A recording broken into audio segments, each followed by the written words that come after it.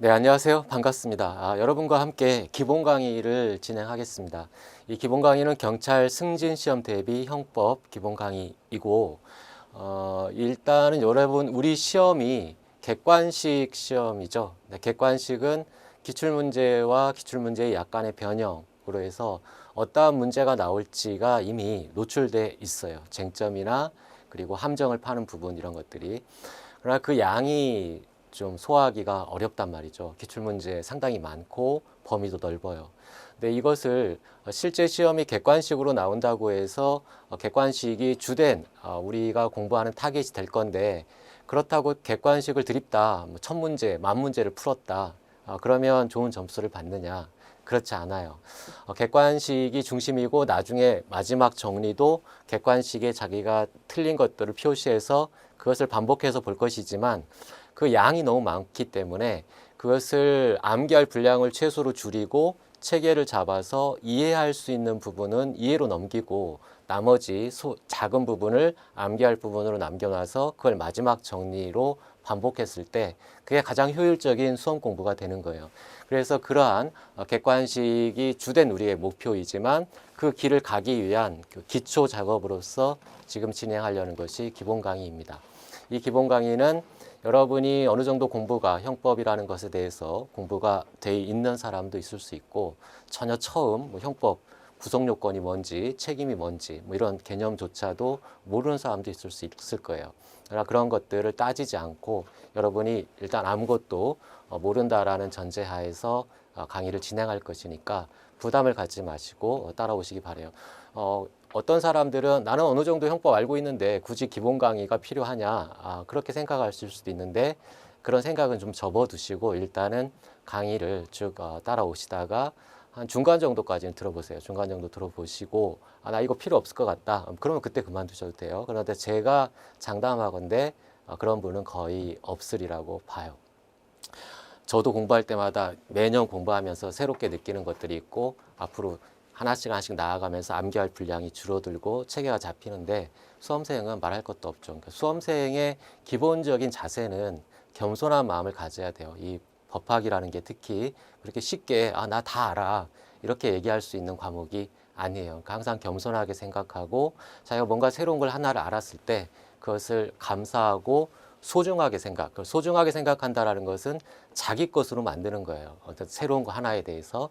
그것이 발판이 되어서 암기할 분량이 확실하게 줄어들게 되거든요. 그러니까 그런 것들을 저를 믿고 따라오시기 바랍니다.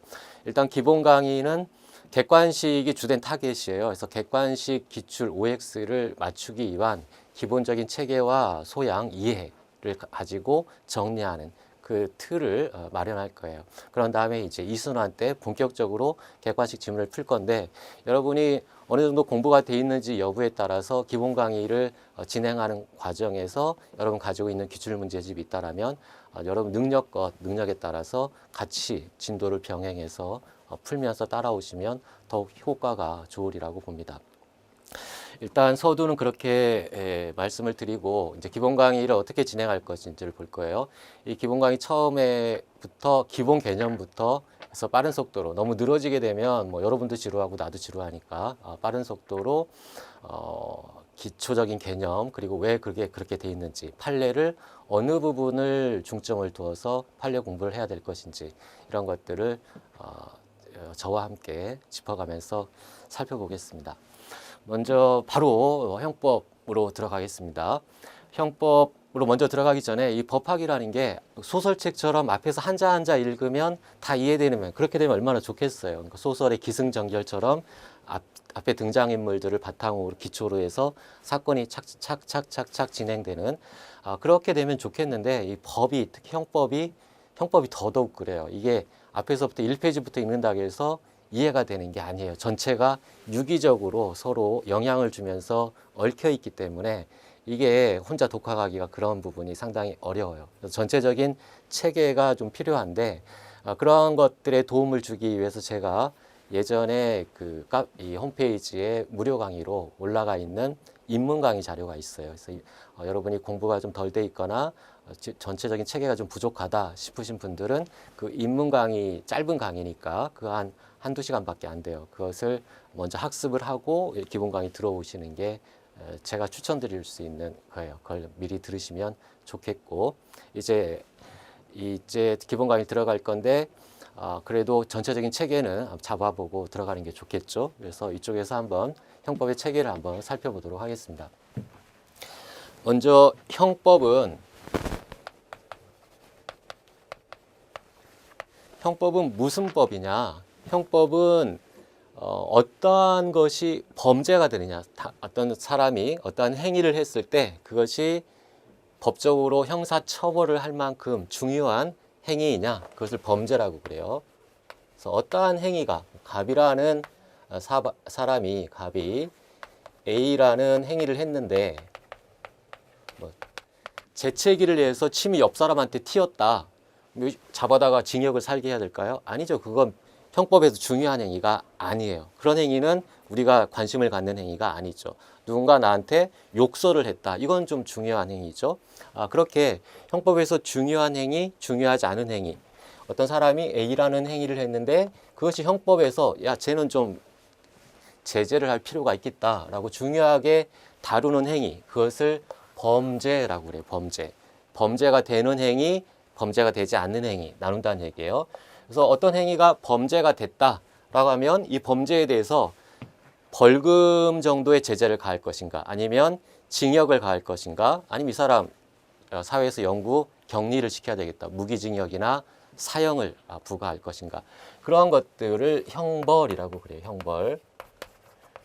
그래서 어떤 행위가 범죄가 되느냐, 그리고 범죄가 된다라고 했을 때 그 범죄에 대해서는 어느 종류와 어느 범위까지의 형벌을 부과할 것인가, 이 두 가지를 규정한 법이 형법이에요. 그래서 머릿속에 넣어두세요.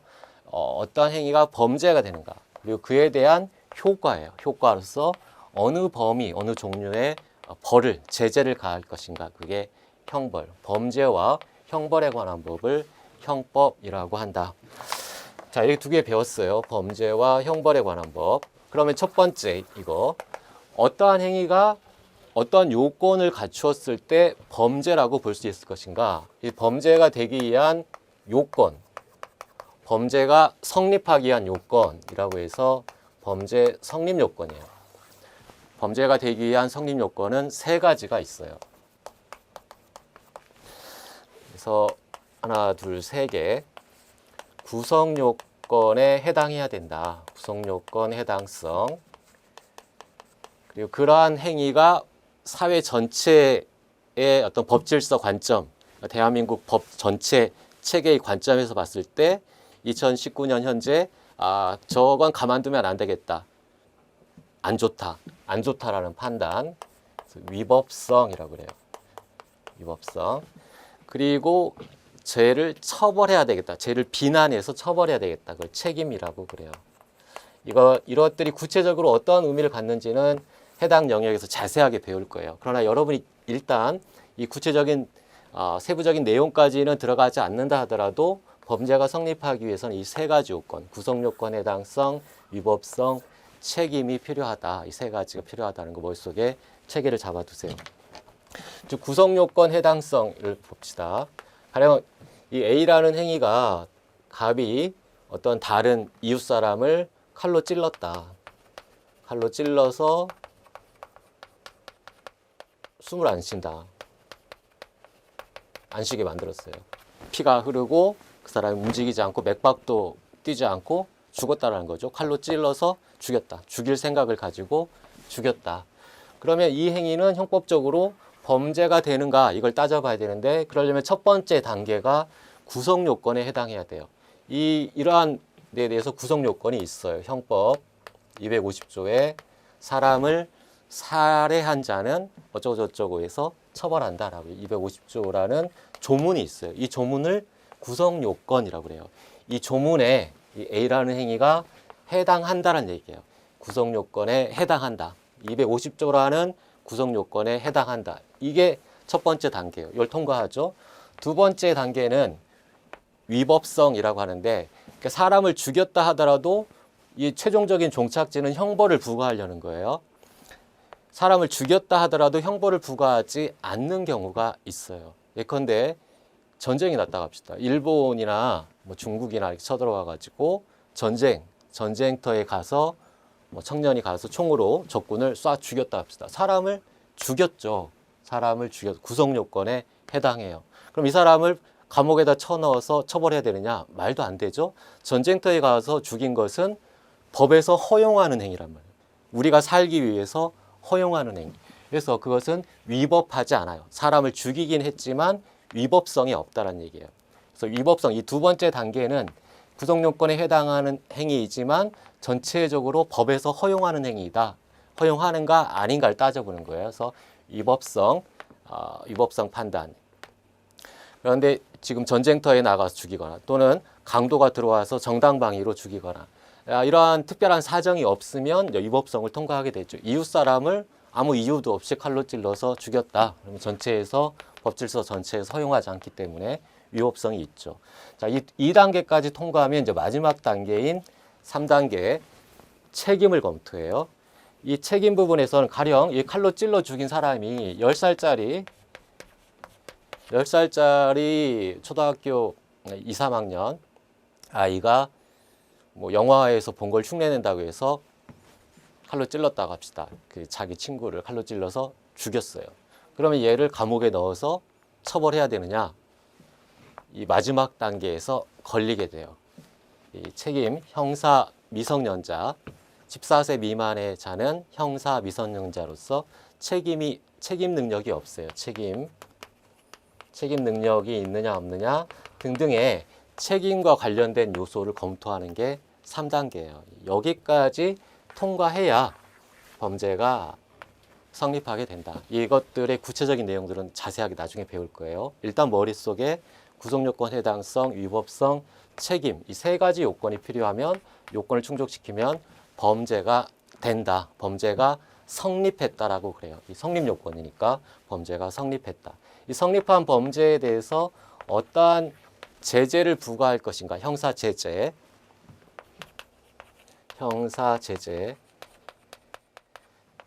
주된 것은 형벌이에요. 주된 것은 형벌. 그러나 우리 형사 제재는 이 범죄에 대한 형사 제재는 형벌도 있지만 보완 처분도 있어요. 형사 제재는 두 개다. 형벌과 보완 처분. 이 보완 처분이 뭡니까? 뭐 형벌은 나도 알겠는데 과태료나 뭐 징역, 아니 벌금이나 징역, 사형 뭐 이런 것들 내 형벌인 거 알겠는데 보완 처분은 뭡니까? 여러분 뉴스 같은 데 보면 전자팔찌를 찬다거나 보호 관찰을 한다거나 뭐 그런 사회봉사 명령을 한다거나 그런 말들 들어보죠. 그러니까 우리가 주로 듣는 형벌이 아닌 어떤 그 전자팔찌, 사회봉사 명령 뭐 이런 것들을 보완 처분이라고 그래요. 큰 틀은 형사 제재예요. 형사 제재에는 형벌과 보완 처분이 있다. 그래서 범죄와 형벌에 관한 법이 형법이고 이 범죄가 성립하려면 세 가지 요건이 갖춰져야 되고 그에 대한 형사 제재가 형벌과 보완 처분이다. 이걸 기본적으로 머릿속에 가지고 있어야 돼요. 처음 공부하는 사람이라 하더라도 이 정도 이제 알 수 있겠죠. 구속요건 해당성, 위법성, 책임 계속 머릿속에 이게 세 개가 순식간에 붙어서 나와야 돼요. 자, 그런 다음에 형법은 형법 총론과 강론으로 돼 있어요.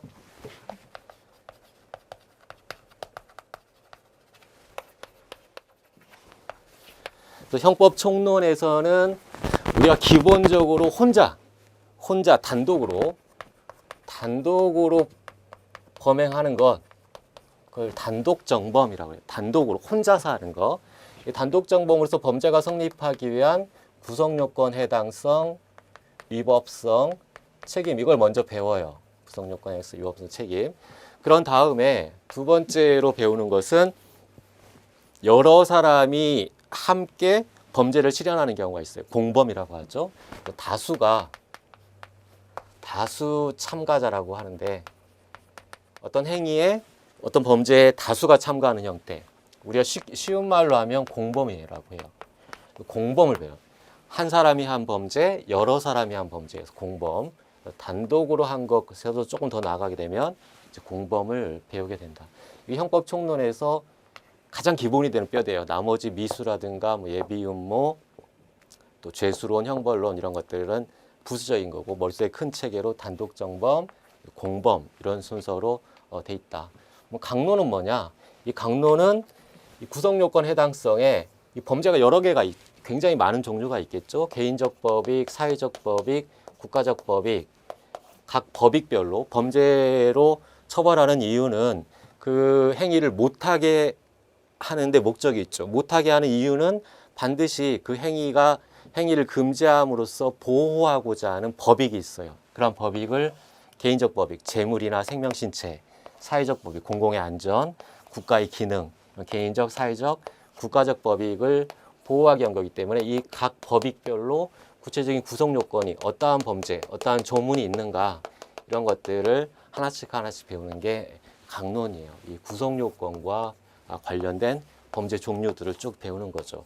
그래서 총론을 모른다라면 강론에서 그냥 단순 암기로 진행할 수밖에 없는 거죠. 그래서 머릿속에 큰 총론과 강론, 총론은 단독정범으로서 구성요건, 위법성, 책임이 있고 다수 참가자 형태로 공범이 있다. 나머지는 부수적인 것들이다. 이렇게 머릿속에 체계를 잡고 이제 서론으로 들어가서 진도를 나가보도록 합시다.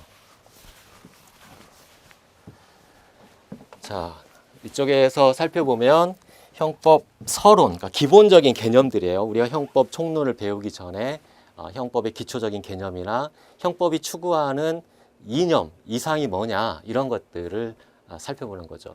형법의 먼저 기초 개념. 형법이라는 게 뭐냐 지금 설명드렸죠. 형법은 어떠한 행위가 금지되는 형사적으로 의미가 있는 행위냐, 범죄, 그리고 그 범죄에 대해서는 어느 종류와 어느 범위의 제재를 가할 것인가, 형벌, 그 범죄와 형벌을 규정하고 있는 법규범을 형법이라고 한다.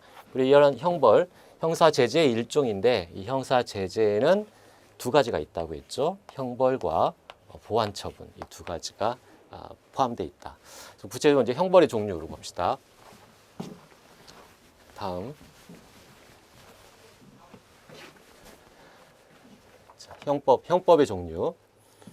형법은 형식적 의미의 형법과 실질적 의미의 형법이라고 했는데 말이 어려울 뿐이지 큰 의미는 없어요. 형식적 의미의 형법은 여러분 가지고 있는 법전, 형법전, 형법이라는 명칭이 붙어있는 제목이 붙어있는 법전을 형식적 의미의 형법이라고 그래요. 실질적 의미의 형법은 그 명칭이 형법이라는 명칭을 가지고 있지 않지만 그 안에 들어가 보면은 어떤 행위는 범죄가 되고 거기에 대해서는 벌금이나 징역을 처합니다. 이런 식으로 돼 있으면 범죄와 형벌을 규정하고 있는 거죠. 그러니까 형법에 해당해요. 다만 명칭이 건축법, 식품위생법, 명칭이 형법이라는 말이 아니라 건축법, 식품위생법 이런 식으로 돼 있어요. 근데 그 안에 들어가 보면 어떤 행위를 금지하고 그것은 범죄로 하며 형벌을 부과한다고 돼 있기 때문에 범죄의 형벌에 관한 법이죠. 그러한 것을 실질적 의미의 형법이라고 그래요. 특별형법, 행정형법 이런 수많은 법들이 있다. 양자의 관계 별로 중요하지 않고 다음을 봅시다. 자, 형사법이란, 그러니까 형법이 아니라 형사법이란 뭐냐? 법은 크게 두 가지로 나눌 수가 있어요. 법은 실체법과 절차법. 그래서 형법을 놓고 본다면 이 실체법이 형법이에요. 절차법은 형사와 관련돼서는 형사소송법이라고 할 수 있죠. 무슨 말이냐? 이 형법은 어떠한 행위가 범죄이고 그에 대해서 어떠한 형벌을 부과할 것인가 이걸 규정한 거라겠죠. 어떤 행위가 범죄가 되느냐 안 되느냐 이걸 규정한 게 형법. 자, 그래서 어떤 사람이 사람을 죽였다고 합시다. 그러면 5년 이상의 징역, 무기징역, 사형에 처할 수 있는데 그렇게 처할 수 있다고 돼 있어요. 그걸로 끝이에요. 형법에서 관심을 두는 것은 어떤 게 범죄가 되고 형벌을 부과할 수 있다. 거기까지 끝. 그것만 가지고 이 사람이 감옥에 가는 것은 아니죠. 이 사람을 감옥에 집어넣기 위해서는 재판을 해서 확정시킨 다음에 그 확정 판결을 집행하는 과정이 필요해요. 그 절차가 필요하다는 얘기예요. 그렇게 실질적으로 이 사람을 감옥에 집어넣어서 형을 집행하는 절차, 그것을 절차법이라고 하고 이걸 규정한 것이 형사소송법이다. 뭐 수사와 공소제기, 재판, 증거 이런 것들을 규정한 것이 형사소송법이죠. 실체법과 절차법. 형사에 관한 실체법은 형법이고 형사에 관한 절차법은 형사소송법이고 이것을 형사에 관한 법이다. 그래서 형사법이라고 그래요. 비교 개념으로서 민사법이 있어요. 민사와 관련된 법은 뭐냐? 돈을 빌려주면 돈을 갚아야 된다.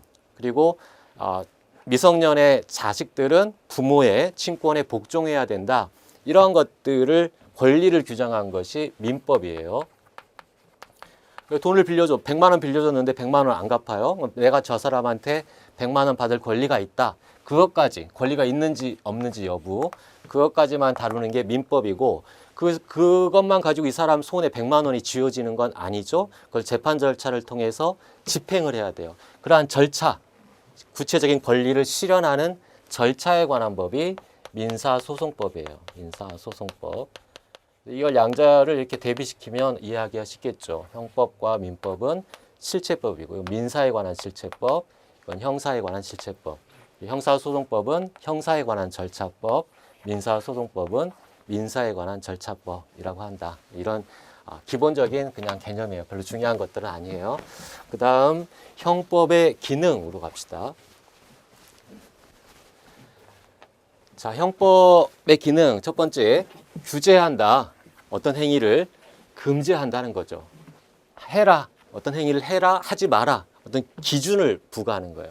사람을 죽이지 마라. 다른 사람의 재물을 훔치지 마라. 다른 사람한테 욕설을 하지 마라. 이런 행위를 할까 말까를 규율하는 그런 행위규범의 성질.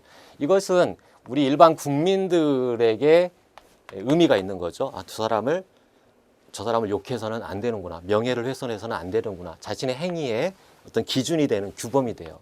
근데 이 재판규범이란 건 뭐냐? 어떤 위반 행위를 했을 때 그 사람에게 형벌을 부과할 것인지 법관이 판단하겠죠. 판사가 법원에서 판단해요. 그러니까 판사가 판단하는 근거. 자기 마음대로 저 사람은 딱 보니까 선량한 얼굴이 깨끗하고 옷도 좀 말끔하게 입고 자기 마음대로 그렇게 무죄 판결을 해서는 안 되겠죠. 무죄 판결, 유죄 판결을 할 때는 어떤 근거 규범이 있어야 돼요. 그걸 판사가 재판의 기준으로 삼는 규범, 이걸 재판규범이라고 그래요. 어떤 규제적 기능으로 행위규범과 재판규범의 성질을 갖는다. 이 행위규범은 일반 국민의 어떤 행위 기준이 되는 것이고 재판규범은 법관의 어떤 재판의 기준이 되는 규범을 의미해요. 별로 의미가 별로 없죠. 그냥 그런가 보다.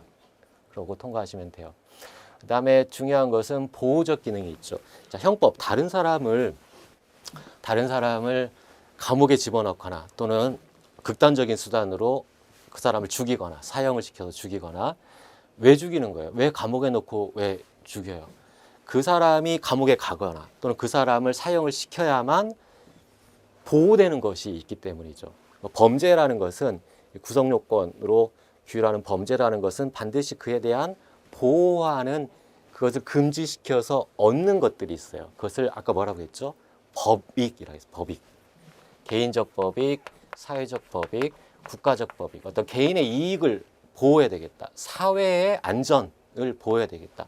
국가가 제대로 움직이게 하는 것을 보호해야 되겠다. 개인의 법익, 사회의 법익, 국가의 법익 이런 것들을 보호하려는 법익을 보호하고자 하는데 형법의 기능이 있다. 이 법익뿐만 아니라 사회윤리적으로 가치가 있는 그런 행위 또 어떤 보호하는 부수적인 기능이 있다. 그 정도. 이 법익이라는 개념 기억하세요. 범죄 구성요건, 범죄는 반드시 그에 의해서 보호하고자 하는 범죄 금지에서 보호하고자 하는 어떤 이익, 그것을 법적 이익, 법익이 존재한다. 그것이 세 개로 나눈다면 개인적 법익, 사회적 법익, 국가적 법익이다. 그 다음 보장적 기능을 봅시다.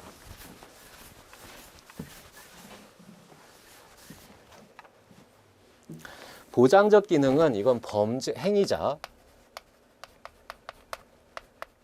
비슷하게 범죄자를 말해요. 범죄자. 형법적으로 문제되고 있는 행위를 한 그 사람을 보장해 준다는 얘기예요. 아니 범죄를 저지른 나쁜 놈인데 그 사람을 뭘 보장해 줄 필요가 뭐가 있느냐? 아니죠. 언제든지 우리는 범죄자가 될 가능성이 있죠. 범죄라는 게 전통적인 범죄, 뭐 살인이나 절도라든가 강도라든가 그러한 범죄도 있지만 만들면 범죄가 되는 거예요. 가령 정치적으로 반대파예요. 저 반대파, 쟤 안 되겠다. 야당인데 저 야당 애가 뭐 내 말도 듣지 않고 국민들의 여론을 형성해가지고 나를 공격할 것 같으면 쟤를 없애야 되겠는데 감옥에 쳐넣어야 되겠는데 제가 뭐 절도를 한다거나 뭐 살인을 한다거나 그러지 않아요. 깨끗하게 준법 시민으로 잘 살고 있단 말이에요. 근데 얘를 법을 만들어 가지고 어떠한 말을 이상한 정부를 비판하는 말을 하면 범죄가 된다. 이렇게 만들어 버리면 법에 만들어서 그 사람은 범죄자가 되는 거예요. 그렇게 해서 집어넣으면 되느냐? 안 되겠죠. 그 사람의 어떤 권리를 보장해 줄 필요가 있겠죠. 그러니까 일반적인 행위자, 일반적인 국민이라고 생각하면 돼요. 일반적인 어떤 감옥에 가지 않을 이익을 갖는 행위자, 그러니까 쉽게 말하면 우리가 얘기하는 잠재적 범죄자라고도 볼 수 있는데 범죄자, 이런 사람들과 관련된 기능이 보장적 기능이다. 범죄자, 특히 이 사람 절도를 했다 합시다. 절도를 했는데 단순히 그냥 빵 하나 훔쳤어요. 근데 빵 하나 훔쳤다고 해서 살인, 이건희 빵을 훔쳤다. 이건희 빵, 1,000원짜리 빵을 훔쳤다. 감히 이건희, 우리나라 재벌 1등인 이건희 좀 죽었나? 이재룡은 살아있으니까. 이재룡 빵을 훔쳤다. 살인, 이 괘씸한 놈 살인하면 되겠어요? 안 되겠죠. 감옥에 넣을 수는 있을지언정 너무 과도한 형벌을 부과해서는 안 될 거예요.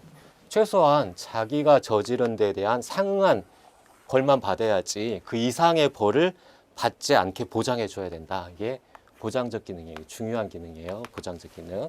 보장적 기능을 읽어봅시다. 자, 형법은 범죄를 저지른 자에게 형벌을 부과할 수 있는 권리, 형벌권이에요. 형벌권은 누가 부과하느냐? 국가가 부과하죠. 국가가 주체예요. 그래서 국가 형벌권이라고 그래요. 형법은 국가 형벌권 발동의 한계를 정하네. 한계. 단순한 절도범을 사형을 시킬 수는 없다. 걔가 밉다고 해서 과도한 형벌을 부과할 수는 없다. 한계를 명확히 하고, 그 다른 말로 하면 자의적인, 지 마음대로 법을 집행하는 사람 마음대로 자의적인 형벌로부터 누구를 보호하느냐? 국민의 자유와 권리를 보장하는 기능을 갖는다. 이것이 보장하는 기능, 일반적인 행위자 또는 범죄자라 하더라도 예상 범위를 넘어서는 형벌 받지 않을 그런 권리를 보장해주는 기능, 이것을 보장적 기능이라고 한다. 민주사회라는 것은 법치주의가 바탕이 되는 것이고, 법치주의는 예측 가능성을 전제로 해요. 내가 이런 A라는 행위를 하면 범죄가 안 되는 것을 알고 그런 걸 예측하고 자유롭게 행동할 수 있는 권리를 보장해 준다는 얘기예요. 또 다른 말로 하면 내가 B라는 행위를 했을 때 그게 범죄가 되는 줄은 알아요. 하지만 그 범죄가 이만큼만 형벌을 받는구나 라고 생각하고 있는데 어마어마한 형벌을 부과해서는 안 된다는 얘기예요. 그 예측 가능성, 민주사회에서 가장 중시되는 기능이고, 죄형법정주의, 이 형법의 가장 기본 이념이에요. 이 죄형법정주의의 근본 원리가 된다. 조금 있다가 죄형법정주의를 자세히 배울 거예요. 그다음 마지막으로 사회의 보호적 기능을 갖는다. 범죄를 일단 저지른 자를 처벌을 하는 거죠. 과도하게는 무기징역이나 사형으로 영구 격리시킬 수 있어요. 형벌이나 보안 처분 이런 걸 왜 부과하느냐?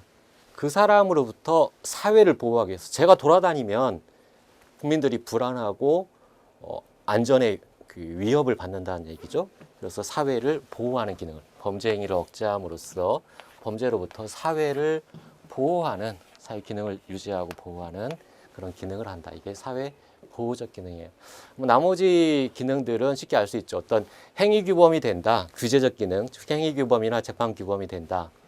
그리고 어떤 법익을, 개인적, 사회적, 국가적 법익을 보호하는 보호적 기능이 있다. 이런 거 쉬운 것들이에요. 중요한 건 죄형 법정주의와 관련돼서 범죄인, 일반 잠재적 범죄인이라고 할 수 있는 자를 보장해주는, 예측 가능성을 확보해주는 보장적 기능. 이게 가장 중요한, 우리 현재 가장 중요한 기능이에요. 나머지 적당히 이해하시면 되겠어요. 다음 봅시다. 죄형법정주의로 들어왔어요. 이 죄형법정주의는 형법의 가장 핵심이 되는 원리예요. 가장 기본 원리, 가장 핵심이 되는 원리. 아까 형법의 기능 중에 보장적 기능이 있었죠. 갑이라는 사람이 A라는 행위를 하면 A라는 행위는 현재 처벌하는 법이 없어요. 감옥에 안 간다는 거죠. 그럼 갑은 A라는 행위, 조금 사람들이 비난할 좋은 행위는 아니에요. 좋은 행위는 아니지만 내가 도덕적으로 비난받을지언정 감옥에는 안 가. 해서 A라는 행위를 했단 말이에요. 그랬는데 얘를 감옥에 넣으면 예측 가능성을 침해하고 법적 안정성, 법치국가에 위배되는 거죠. 법치국가 원리에 위배돼요. 그래서 현재 어떤 처벌법규가 없을 때 내가 감옥에 안 간다. 또는 갑이 B라는 행위를 했는데 이 B라는 행위는 범죄, 현재 범죄예요. 그래서 내가 벌금을 받는다. 벌금 100만 원 받는다. 내가 까짓거 벌금 100만 원 내고 만다. 그래도 난 이 행위를 해야 되겠다. 이렇게 했어요.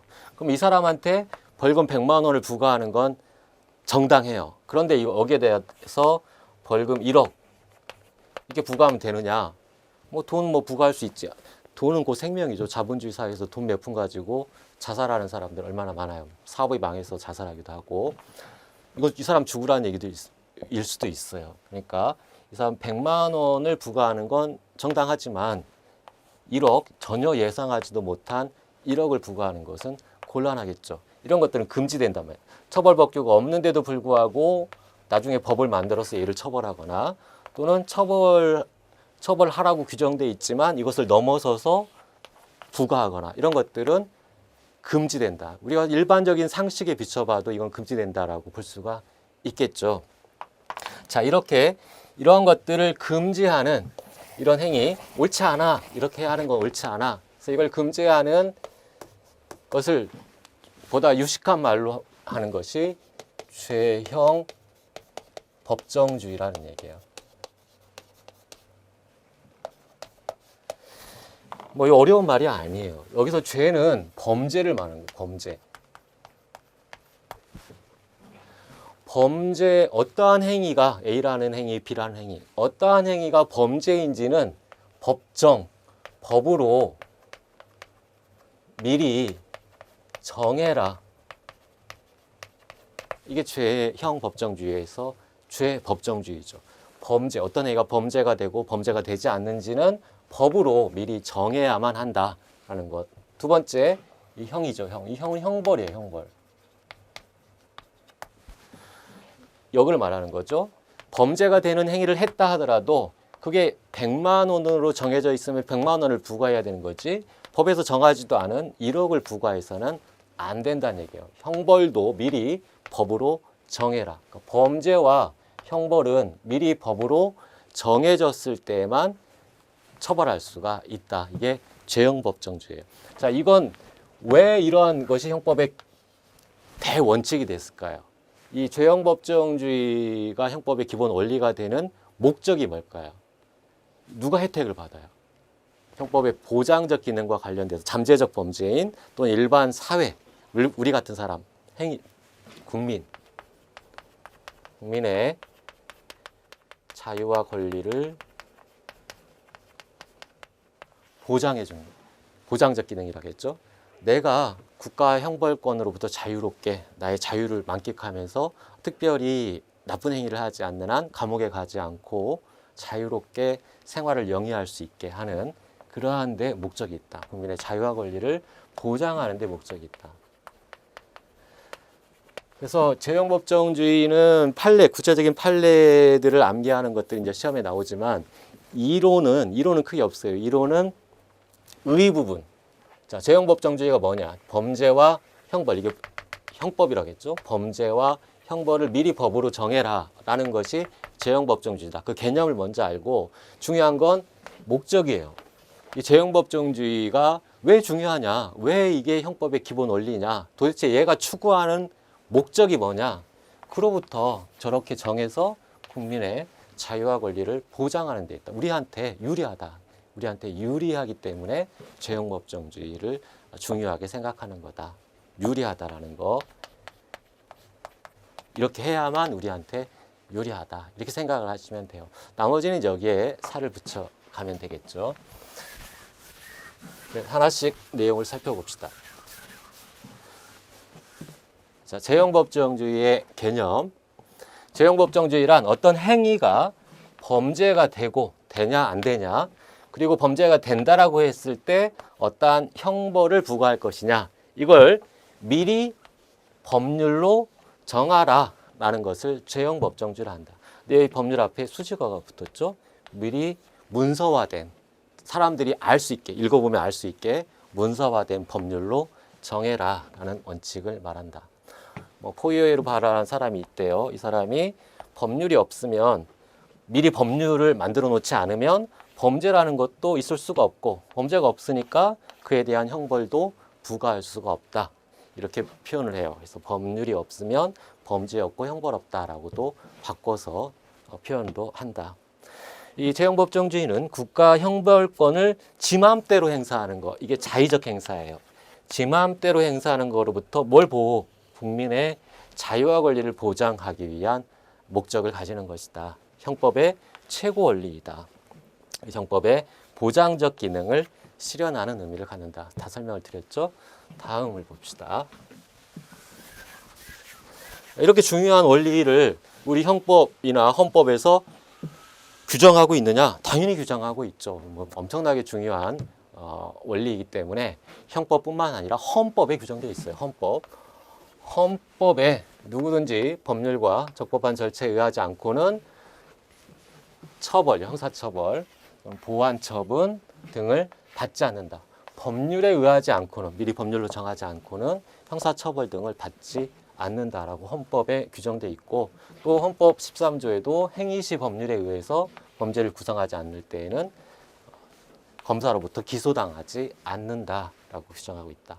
그리고 더 나아가서 형법도 범죄의 성립과 처벌, 헌법은 좀 두리뭉실하게 큰 그림으로 그려놓고 형법에서는 좀 더 구체화시켜서 그려놓는 거죠. 범죄의 성립과 처벌, 범죄의 성립, 이게 범죄죠. 범죄에 대한 처벌, 이게 형벌이에요.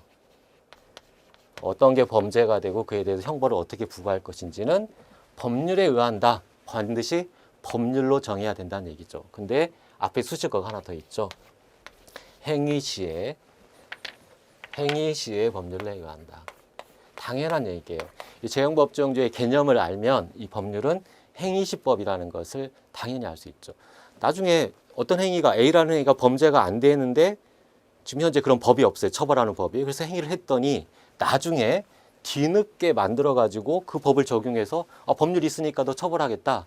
그건 아무 의미가 없는 거죠. 그렇게 돼버리면 항상 뒤에 아무 법이나 만들어가지고 처벌해버리면 되니까, 내가 30년 전에 한 행위, 그때는 아무 문제가 되지 않는 행위였는데 30년이 지나고 나서 그건 범죄야, 이제 너 감옥에 가야 되겠어, 이런 법을 만들어서 그 사람을 처벌하면 예측 가능성이 박탈되잖아요. 이건 좋지 않아. 그래서 행위시의 법률이라는 수식어는 당연한 거다. 그래서 머릿속에 기억하세요.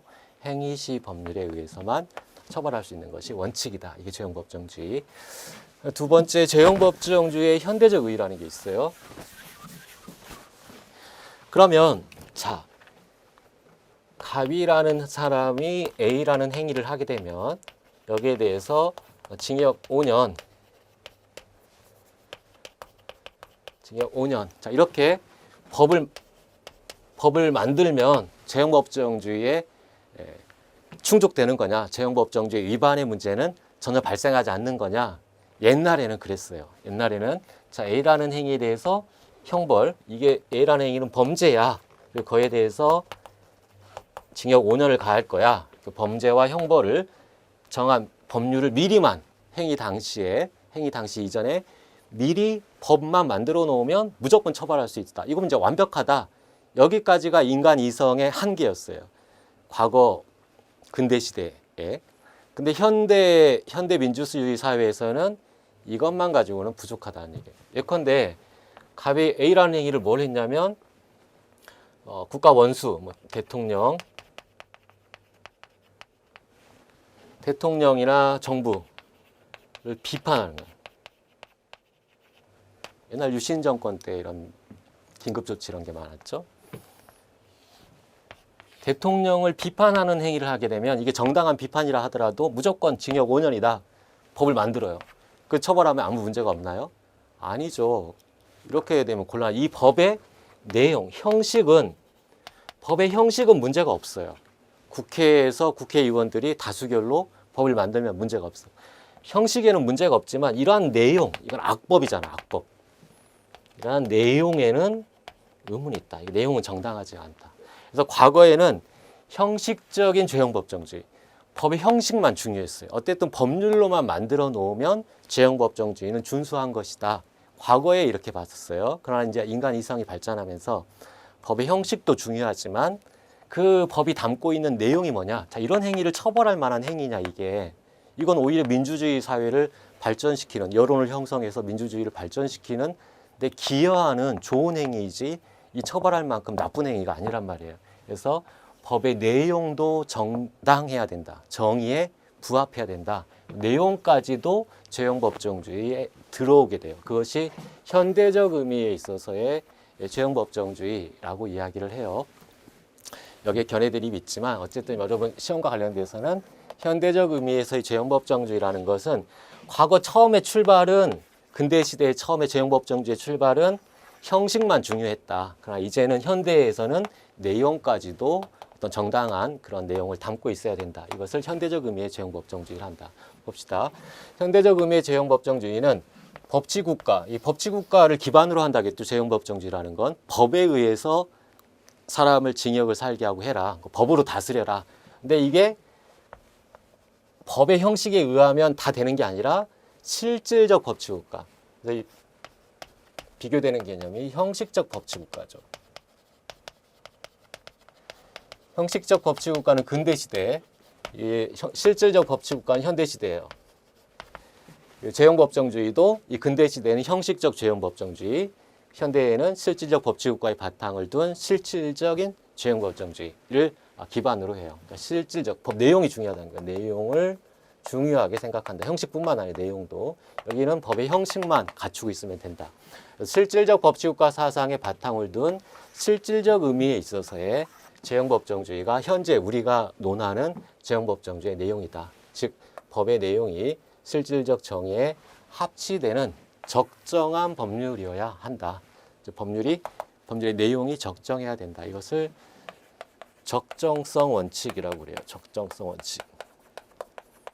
조금 이따가 배울 거예요. 적성성 원칙. 이 적정이라는 것은 내용을 말해요. 내용. 법의 내용이 적정해야만 된다. 그것을 실질적 의미의 법치주의의 바탕을 둔 실질적 죄형법정주의라고 한다라는 얘기예요. 자, 여기까지 죄형법정주의 앞에 선을 받고 구체적인 죄형법정주의 내용은 잠시 쉬고 이어보도록 하겠습니다.